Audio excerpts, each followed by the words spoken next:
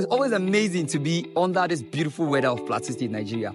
You already know I am the son of a soul, a proud Buba boy at that. My name is Victor Dangs, and right now I am live in the front of the Gwom's palace, ready to see His Majesty, Dad Jacob Gyang Buba, the Gwom Joss himself, in relating to the forthcoming Nzembe and how he has been and the king throughout these years. So if you're with me and you want to have some fun, let's go.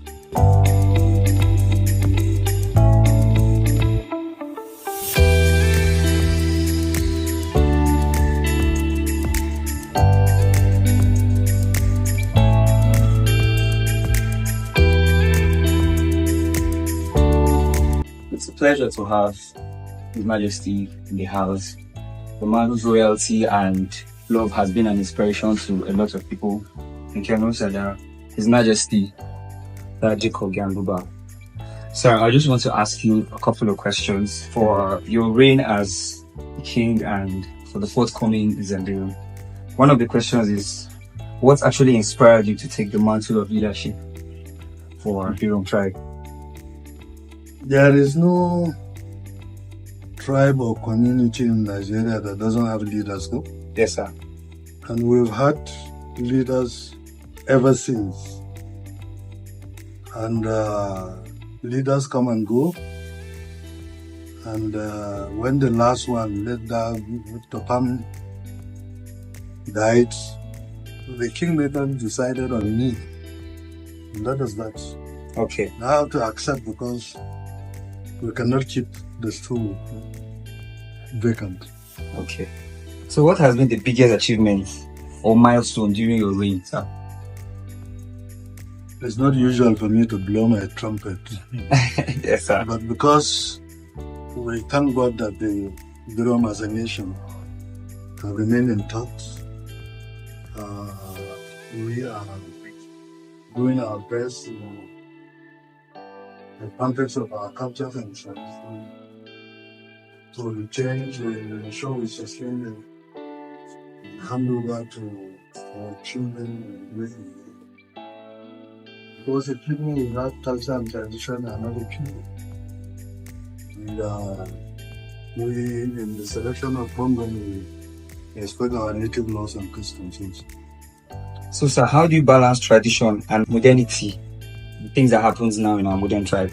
How do you balance it in your leadership style? Well, culture itself is dynamic. And I don't see any clash between culture and modernism. When we talk about culture, people tend to just look at where we are coming from. There's nobody on this earth who has not developed from where they come from. And we must also develop.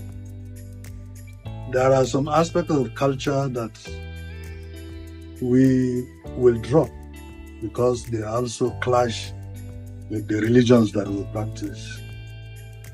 But we must sustain the culture because they are our identity. And we must continue to provide an identity distinct from any other person. Every tribe will want to continue to sustain its identity. And there's no clash in doing that, and we will continue to respect one another. God did not make a mistake for bringing us here. He did not make a mistake in fashioning our language and the cultures that we inherited from our forefathers. So, His Majesty, in what way have you seen the community change since you emerged the throne?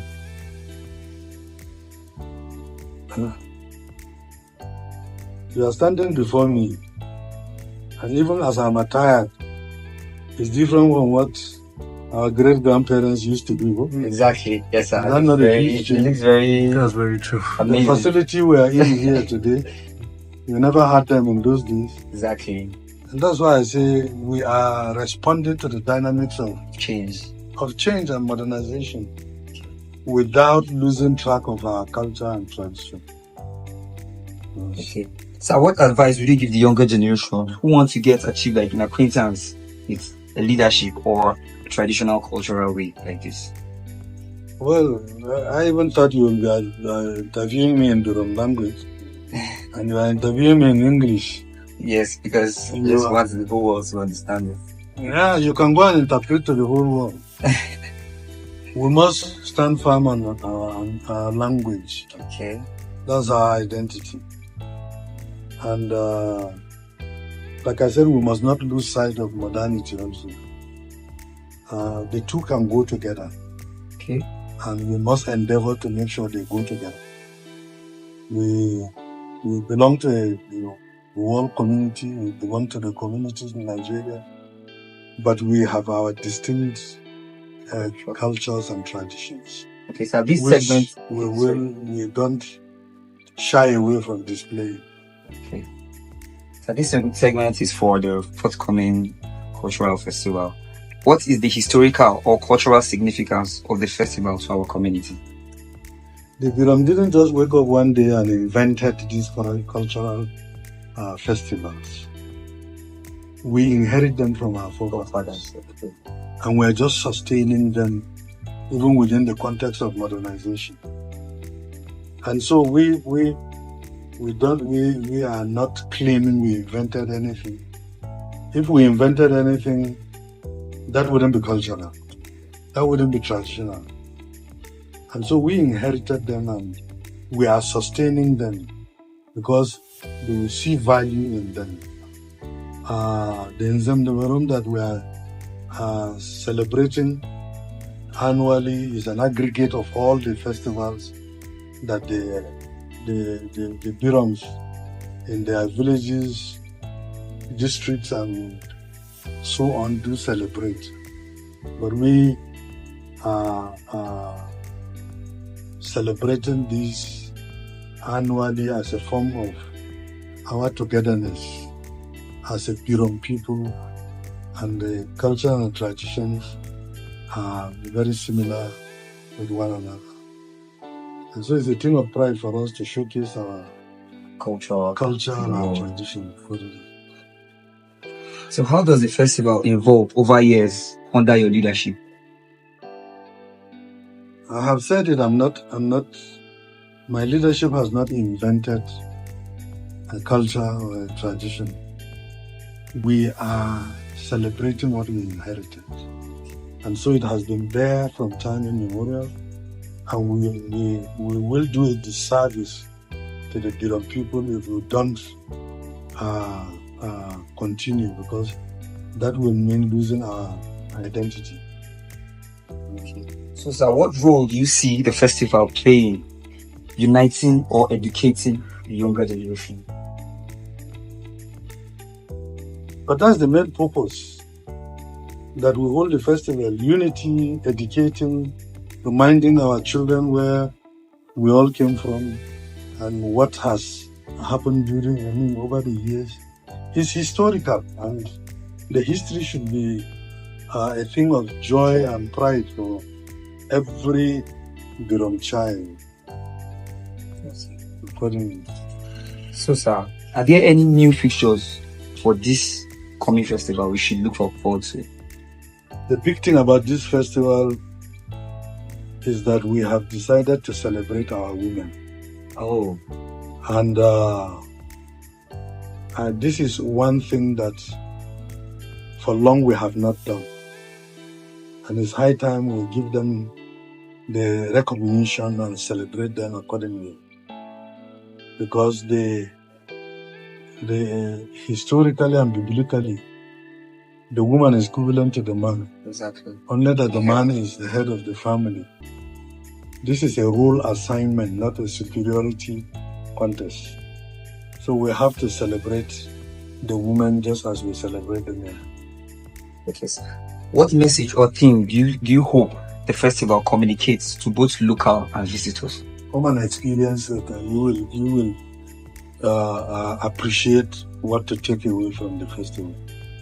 Okay, so how can the community members actively communicate to the success of the festival? Your question is not clear.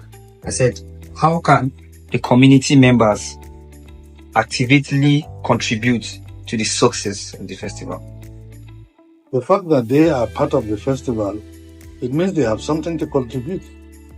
Everybody is from all the districts, the village areas, will congregate in the venue, and we will be given opportunities to express ourselves based on the districts and so on and so forth.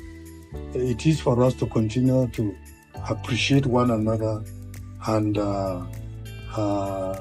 talk about unity and bring people together for peaceful coexistence and so on and so forth. So it's a known thing all over Birom land that the festival is holding, and you will find that the festival holds approximately at certain times of the year, just before the rains, because part of the festival is to pray to God Almighty for the rains that will usher in a bumper harvest that is also good. So the entirety of the Birom, the life of the Birom in the context of the cultures and traditions and livelihood is tied to this. Thank you very much, His Majesty. Oh, nice. It's been a pleasant moment. Thank you very much, sir.